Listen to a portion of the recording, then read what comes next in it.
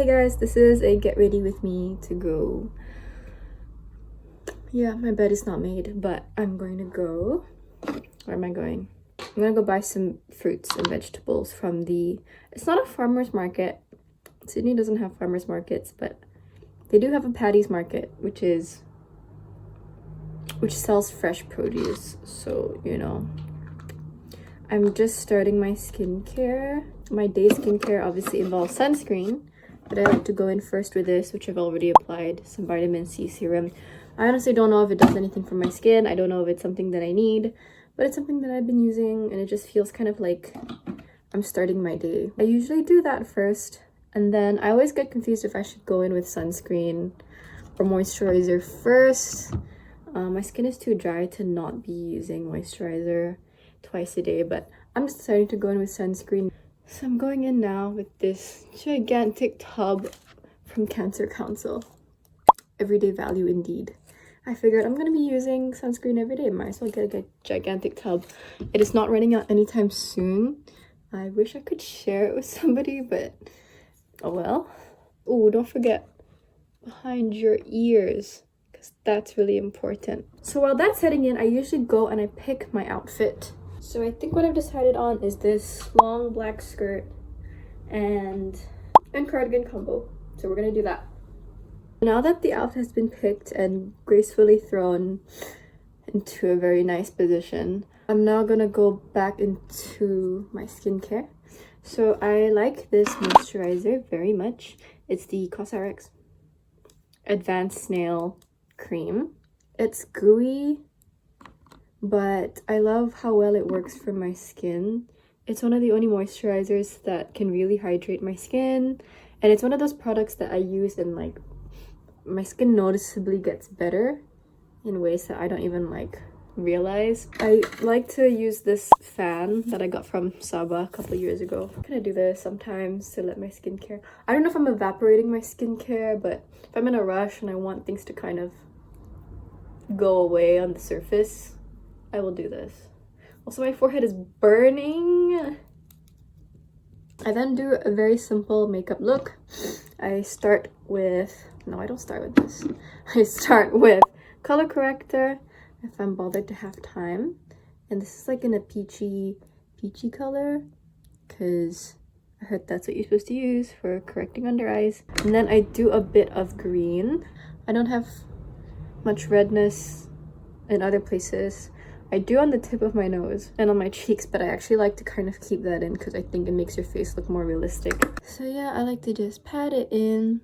Okay, now I will go in with this Glossier skin tint. I love this skin tint so much. I take a bit on my fingers, and I like to apply this with my fingers because the product is so lightweight. I feel like any amount would just kind of disappear if you tried to go in with a brush or a sponge. It would just absorb. I then go in with this Rimmel London concealer. I love it. I love it so much. So going in with the same brush. And I realized I forgot to put primer, which I do use sometimes. I use this NYX Marshmallow Primer. It smells so good. It's super hydrating. It's basically like a moisturizer. And then I'm going to finish off a bit on my chin as well.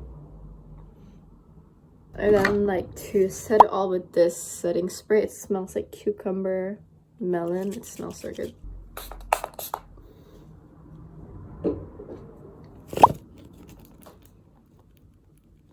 Okay, once that sets in, I then grab my another Revolution product, their banana setting powder. It's the chocolate banana scented baking powder. Now, I don't actually use this to bake because the powder is a little bit yellow. What I do instead is I take powder from the powder puff, and then I sort of tap it off, and then I just kind of lightly sweep under the places I had product on. Okay, and that's done. That's the base done. Next is eyebrows. I use this tiny brush from Innisfree, and I like to kind of brush the hairs, usually around the corner after I wake up, get a bit funny. And then I take this brown eyeliner. It's not even a brow pencil, from Wet n Wild. And I kind of just fill in some of the areas along the arch and towards the edge. I don't know if you can tell, but to me it makes a difference. It just ever so slightly polishes and elevates the overall shape, I think. Brows done. So currently I am actually quite liking the sort of natural color I have on my cheeks. I've yet to find a blush that really replicates that, but I have recently been using the NARS iconic, insert name here because I won't say it out loud. Let's just say it sounds like Organism. Okay, so that's what that shade is called. And oh, I have to do this when I show things with a mirror, right? So that's the blush. I feel like it's pretty close to a natural flush. So you can see it's like kind of pink on this cheek. I'm gonna try and just... So as you can see, it's like, it's very subtle. It's pretty natural. So once I finish with that, I go in with this super old Anastasia Beverly Hills palette. And I take this, you can see this is a favorite, but I've recently been liking this lighter pink color and just applying it across my lids like that. Especially when I'm in a rush, I'll just go in my finger and swipe it across, not being precise. We're not about that precise life here. And if I am doing a bit of a shadow, I will go in with this Charlotte Tilbury. I'll go in with maybe this one. It's like a very light brown. And I think this brown is slightly towards orange, which, you know, color palette wise matches the blue we're going to be wearing today. As you can tell by now, I stick to lighter styles. And then I'll finish off with some eyeliner on the edge of my eyes. I avoid going on the top of my lashes because, like, on the top of my, I don't know what you call this area, actual eyeball. So I stick towards the edges because, again, I don't want to swallow my features in or like drown them. And I noticed this works the best. Again, just like a bit of a tip. Okay, and if I'm feeling kind of fancy, I've really enjoyed, if I can find it, putting glitter in the corner of my eye. This is from Wet n Wild, and I really like this because it's a chunky glitter. So I'll take a bit on my finger.